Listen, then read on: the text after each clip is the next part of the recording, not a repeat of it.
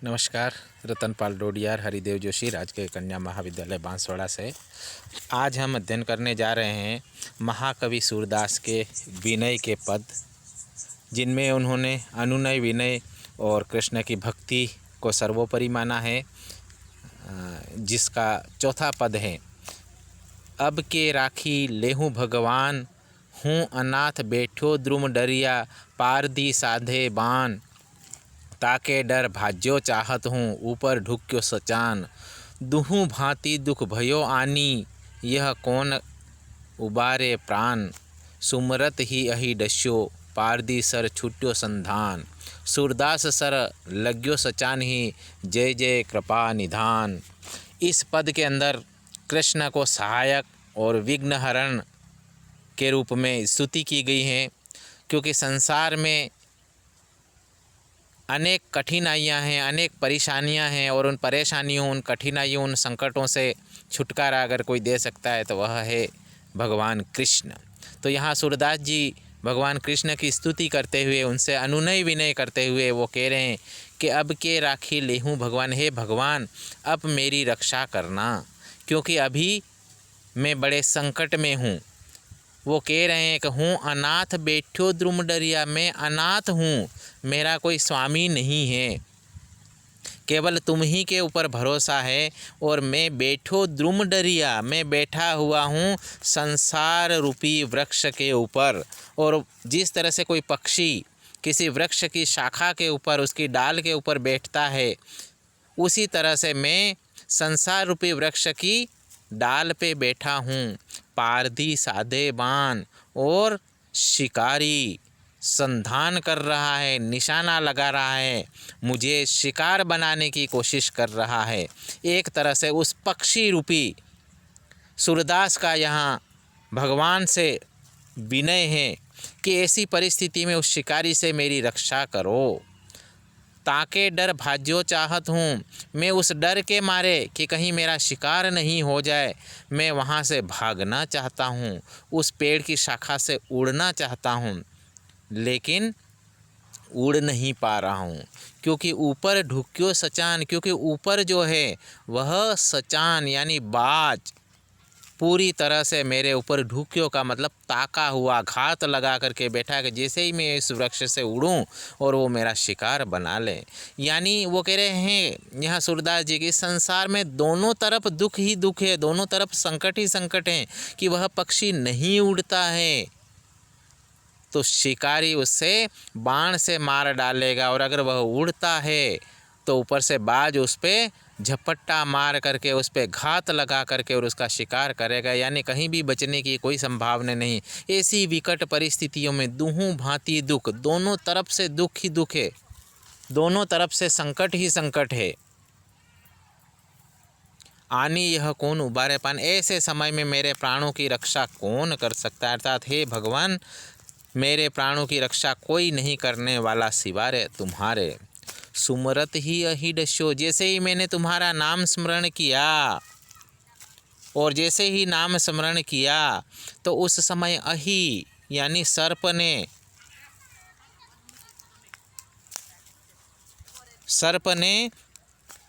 उस शिकारी को डस लिया, डंक मार दिया। और जैसे ही शिकारी को डंक मार दिया तो शिकारी के हाथ से वह निशाना चूक गया और हाथ से तीर छूट गया। और जैसे ही तीर छूटता है तो सूरदास जी कहते हैं कि सर लाग्यो, वह तीर जाकर के लगता है सचान ही, उस बाज को लग जाता है, उस पक्षी को नहीं लग करके और बाज को लग जाता है। और इस तरह से दोनों ही संकटों से, दोनों ही तरह की बाधाओं से मुक्ति मिल जाती है। इस तरह से हे भगवान, तुम्हारा नाम स्मरण करने से असंभव भी संभव हो जाता है। इसलिए ऐसे भगवान की मैं जय जयकार करता हूँ। हे कृपा निधान, तुम महान हो कि तुमने मुझे ऐसे संकट से उबार दिया। इस तरह से यहाँ पर अगर देखा जाए तो सूरदास जी भगवान की कृपा प्राप्ति का एक पक्षी के माध्यम से, एक जिसको हम कहें कि अनाथ पक्षी, जिसका कोई सहारा नहीं है, सब और उसके ऊपर संकट ही संकट है, ऐसे पक्षी को भी जिस तरह से भगवान बचा लेते हैं, उसी तरह से भगवान उनके भक्तों का हर वक्त मदद करते हैं, हर वक्त संकट से उनको उबार लेते हैं। भगवान के ऊपर पूरा भरोसा रखने की ज़रूरत है। यहाँ पर यही सूरदास जी कह रहे हैं। इस पद के अंदर कृपा प्राप्ति का निवेदन किया गया है, अनुप्रास अलंकार है, ब्रज भाषा का प्रयोग है, और सबसे बड़ी बात यह है कि भक्ति रस की जो अभिव्यंजना हुई है यहाँ पर वो बड़ी सराहनीय है, और प्रसाद गुण में इस पद की रचना हुई है। जो अर्थ निकल करके आता है, जो व्यंजना निकल करके आती हैं, उससे स्पष्ट होता है कि भगवान के ऊपर भक्त को हमेशा भरोसा करना चाहिए। वो हर मुसीबत में, हर परिस्थिति में, संकट के समय हमारा उद्धार करेगा, हमें बचा लेगा। बस पूरे भरोसे की ज़रूरत है। अगला पद हम देखें तो पद संख्या 5, इसमें लिखा है, अब मैं जानी देह बुढ़ानी, शीस पाँव कर कहियो न मानत तन की दशा सिरानी, आन कहत आने कहीं आवत नैन नाक बहे पानी, मिटी गई चमक दमक अंग अंग की गई जू सुमति हिरानी, नाही रही कछु सुधी तन मन की, हवे गई बात बिरानी, सूरदास प्रभु अब होत बिलुचनी, भजिले सारंग प्राणी। यहाँ पर सूरदास जी ने श्री कृष्ण का भजन करने का आह्वान किया है कि हमें उस भगवान का भजन करना चाहिए जो हर वक्त हमारा साथ देते, हर वक्त हमारा उद्धार करते, हमें मोक्ष प्रदान करते हैं। यहाँ कवि कह रहा, अब मैं जानी देह बुढ़ानी, अब मुझे समझ में आया। कब? जब बूढ़ापा प्राप्त होने को लगा, शरीर बूढ़ा होने लगा, तब पता चला कि ये मेरा शरीर अब बूढ़ा हो गया है। शीस पाँव कर कहियो न मानत, अर्थात बूढ़ापा भी कैसा, कौन सी अवस्था कि पूरे शरीर पर हमारा नियंत्रण लगभग समाप्त हो चुका है। शीस पाँव, हमारा सिर, हमारे पैर, और कर, हमारे हाथ, कहियो न मानत, हमारा कहना नहीं मानते, अर्थात व्यक्ति के नियंत्रण में नहीं रह जाते हैं। इस तरह से इतनी वृद्धावस्था में व्यक्ति को भगवान याद आते हैं।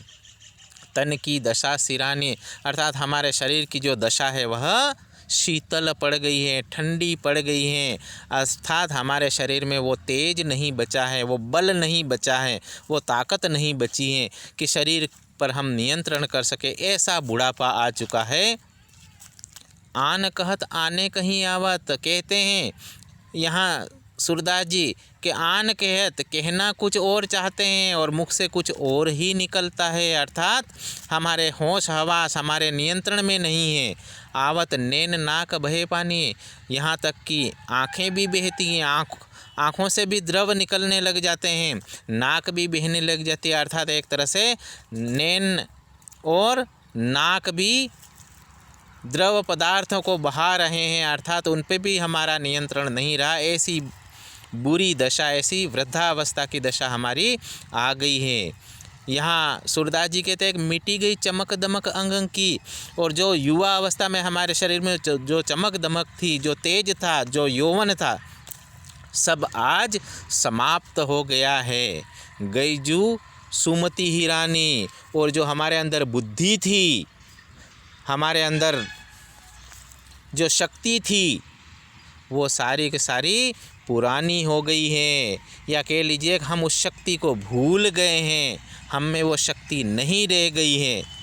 नहीं रही कछु सुधी तन मन की, और तन मन की कोई सूध नहीं रह गई है, कोई सूझ नहीं रहा, न तन से न मन से। हवे गई बात बिरानी, और वह बात जो किसी समय थी, हम में जो तेज था, जो ओज था, जो क्षमता थी, वो सारी अब पुरानी हो गई है, अर्थात हम में वो समय नहीं रहा। पूरी तरह से वृद्धावस्था, बुढ़ापा की ओर हम अग्रसर हो गए हैं। इसलिए यहाँ कवि सूरदास जी कह रहे हैं कि ऐसी अवस्था में भी वो एक संदेश देना चाहते हैं। सूरदास प्रभु अब होत बिलुचनी, सूरदास जी कह रहे हैं प्रभु अब होत बिलुचनी, अब तो भगवान के बारे में थोड़ा सोच लें, क्योंकि भगवान के सिवा अब भी और कोई चारा नहीं है। भजिले सारंग प्राणी, इसलिए उस भगवान का बुढ़ापे में ही सही, लेकिन उस सारंग प्राणी यानी कृष्ण का तू भजन कर ले, कृष्ण की भक्ति कर ले, कृष्ण को याद कर ले, उनका सुमरण कर ले, वरना ये जीवन अर्थहीन हो जाएगा। अभी बुढ़ापे में मृत्यु से पहले पहले भी हमारे पास ऐसा समय है कि भगवान को याद कर लेना चाहिए, वही हमारा ऐसे समय में भी उद्धार करेगा। यही बात यहाँ पर कवि जो है कह रहे हैं। सूरदास जी ने बड़े अच्छे ढंग से इस बात को साबित किया है कि जीवन नश्वर है और वो समय के साथ साथ में नष्ट होगा, क्षण भंगुर है। यहाँ पर अगर काव्य दृष्टि से देखें तो अंग अंग जहाँ लिखा है, अंग अंग में पुनरुक्ति प्रकाश अलंकार का प्रयोग किया गया है और श्री कृष्ण का इसमें आह्वान किया गया है। पूरी तरह से भक्ति रस से भरा यह पद बड़े प्रसादीय ढंग से प्रसाद गुण का इसमें समावेश करते हुए इस पद का गायन किया गया है, इस पद की रचना की गई है।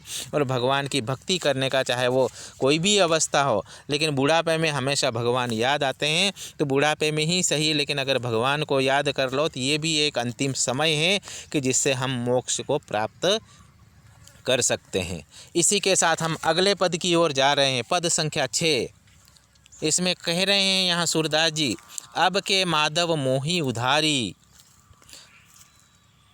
मगन हो भव अम्बुनिधि में कृपा सिंधु मुरारी, नीर अति गंभीर माया लोभ लहरी तरंग, लिए जात अगाध जल को गहे ग्राह अनंग, मीन इंद्रिय तन्ही काटत मोट अग सिर भार, पग न इत उत धरत पावत सी, उर्जी मोह सिवार, काम क्रोध गुमान तृष्णा पवन अति झकझोर, नाहि चितवन देत तिय सुत नाम नौका ओर, थक्यो बीच बेहाल विहल सुनहु करुणा मूल, श्याम भूज गही काडी डार हूँ सूर ब्रज के कुल।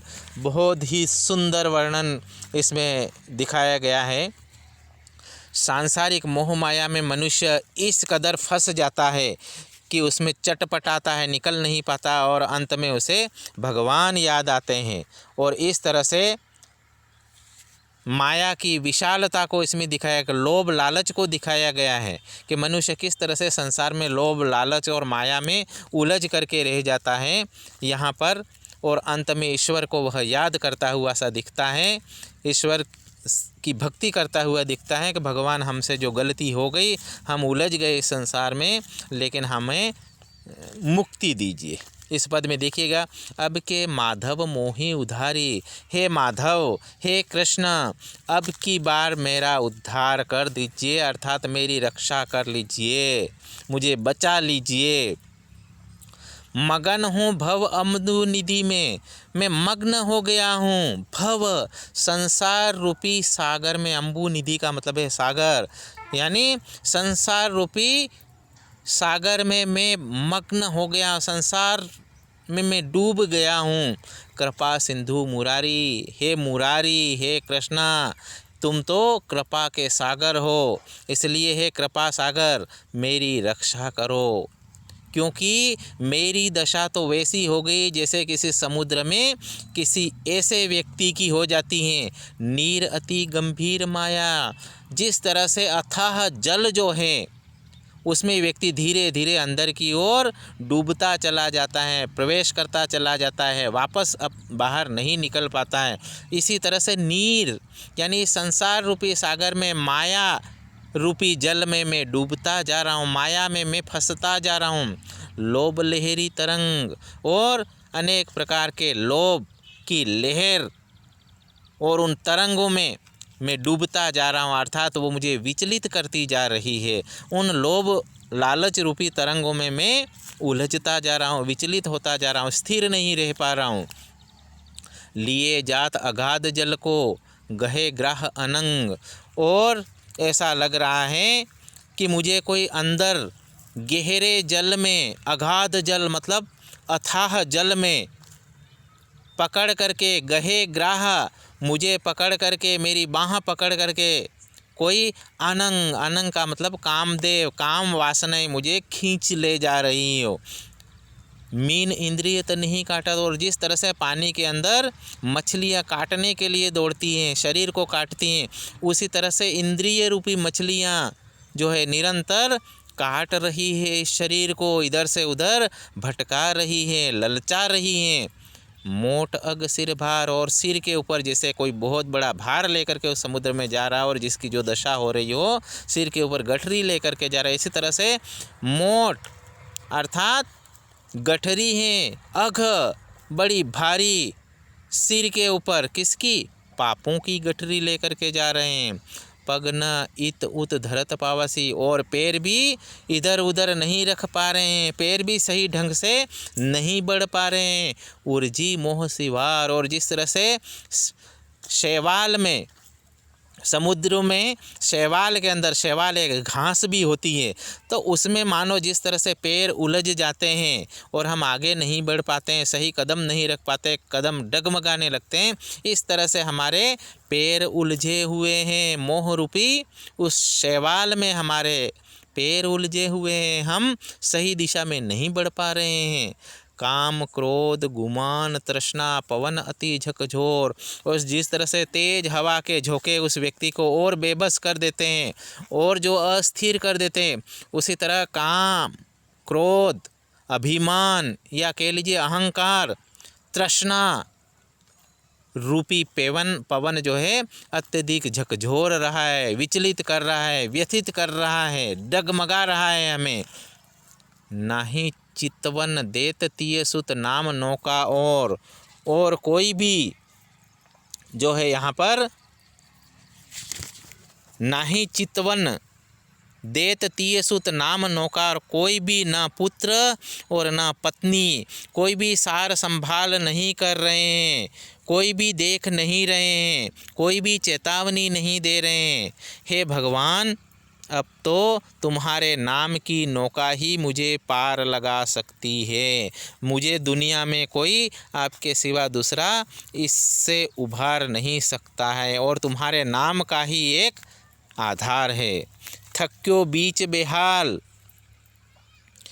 मैं थका हुआ हूँ, बीच बेहाल, बेहाल हूँ मैं, विहल यानी व्यथित हूँ मैं। सुनहूँ करुणा मूल, हे करुणा के मूल, हे करुणा के सागर, हे दया सागर, तुम मेरी प्रार्थना को सुनो। मैं व्यथित होकर के, बेहाल होकर के अपनी बात आपके सामने रख रहा हूँ, प्रार्थना कर रहा हूँ, विनय कर रहा हूँ कि हे श्याम भूज गई, हे कृष्ण तुम मेरा भूज, मेरी बाँह पकड़ करके काटी डालूँ, मुझे निकाल दीजिए सूर ब्रज के कुल, अर्थात उस नदी के किनारे, अर्थात ब्रज के किनारे पर मुझे निकाल दीजिए। अर्थात मैं उस संसार रूपी सागर में डूबे जा रहा हूँ और मुझे किनारे की ज़रूरत है, मुझे नई दिशा की ज़रूरत है, मुझे मेरे ऊपर कृपा करने की ज़रूरत है। इसलिए हे भगवान, आप मेरी रक्षा कीजिए। और इस तरह से कभी यहाँ पर जो है सांसारिक मोह माया के विशेष प्रभाव और उसमें व्यक्ति का उलझते रहना और अंत में ईश्वर को याद करके उनकी भक्ति करके मोक्ष को प्राप्त करने जैसी स्थितियाँ को यहाँ इंगित कर रहे हैं कि भगवान ही एक हैं जो इस संसार सागर से हमें मुक्ति दे सकते हैं। आज के लिए बस इतना ही। और इसमें हम देखें काव्य दृष्टि से तो यहाँ पर ब्रज भाषा का प्रयोग तो है ही, अनुप्रास अलंकार और उसी के साथ में प्रसाद गुण देखने को मिलेगा इस पद में। और इसी तरह से ये हमारे आज के तीनों पद यहीं समाप्त होते हैं। बहुत बहुत धन्यवाद।